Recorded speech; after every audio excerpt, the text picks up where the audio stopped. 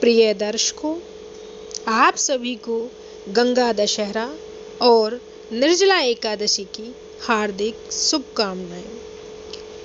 हम आपको आज हमारे वीडियो के माध्यम से चैनल के द्वारा गंगा दशहरा के पावन पर्व पर गंगा के जन्म विवाह से जुड़ी रोचक बातें पुराणों के अनुसार बताने जा रहे हैं।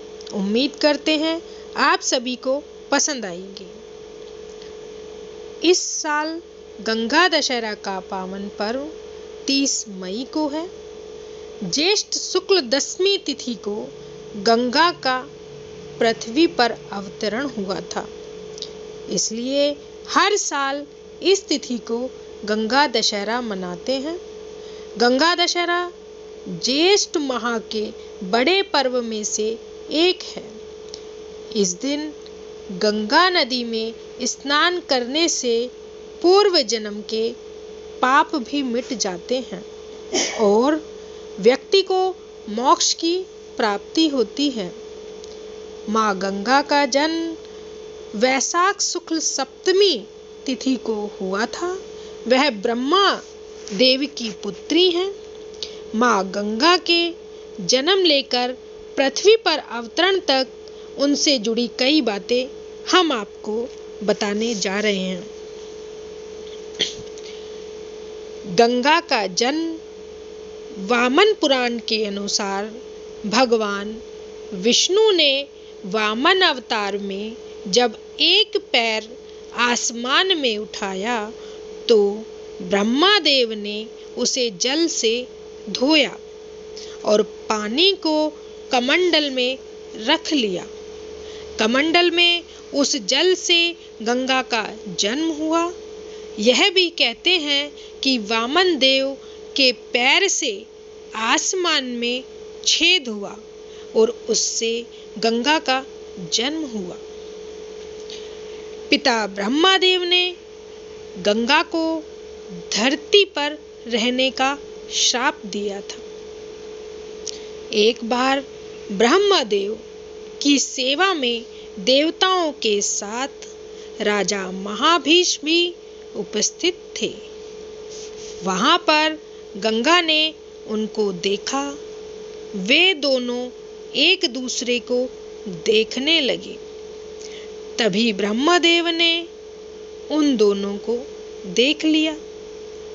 इससे वे क्रोधित हो गए।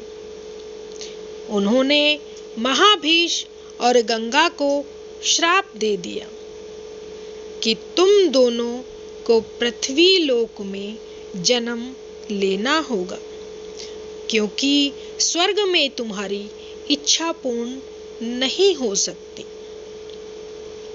राजा शांतनु से हुआ गंगा का विवाह।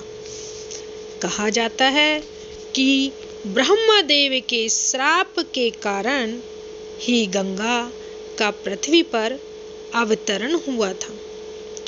फिर महाभीष्म राजा प्रतीप के घर शांतनु के रूप में जन्मे और गंगा पृथ्वी पर स्त्री रूप में आई। उसके बाद गंगा और शांतनु का विवाह हुआ। उसके बाद उनके 8वें पुत्र के रूप में भीष्म का जन्म हुआ। गंगा ने अपने 7 पुत्रों को क्यों मारा? कथा के अनुसार राजा शांतनु के 8 पुत्र हुए थे। उनमें से पहले 7 पुत्रों को गंगा ने नदी में प्रवाहित कर दिया। भीष्म उनके 8वें पुत्र थे जो जीवित रहे। गंगा ने बताया था कि उनके 8 पुत्र वसु थे, जिनको वशिष्ठ ऋषि ने मनुष्य रूप में जन्म लेने का श्राप दिया था।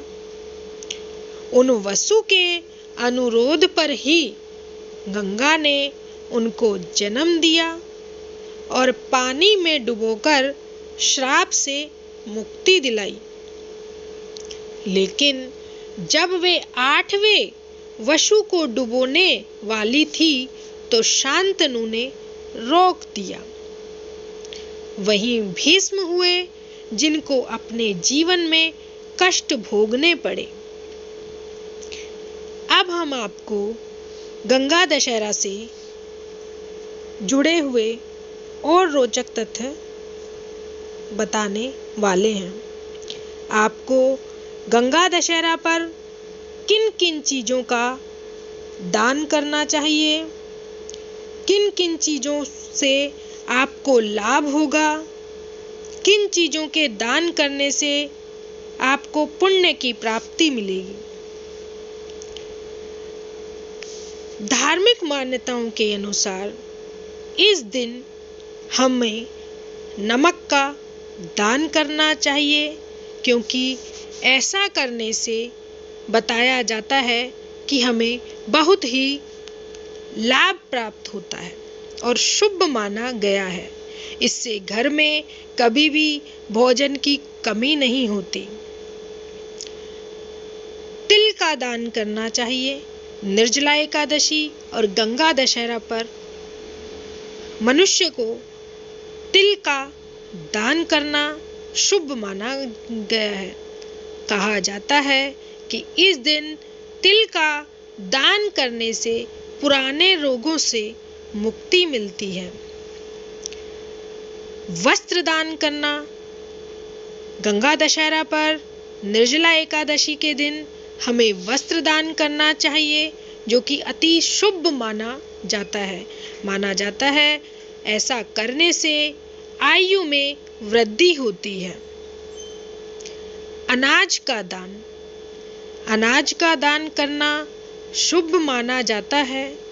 धार्मिक मान्यताओं के अनुसार जो लोग अनाज का दान करते हैं उनके जीवन में किसी भी तरह की कोई कमी नहीं रहती। फलों का दान।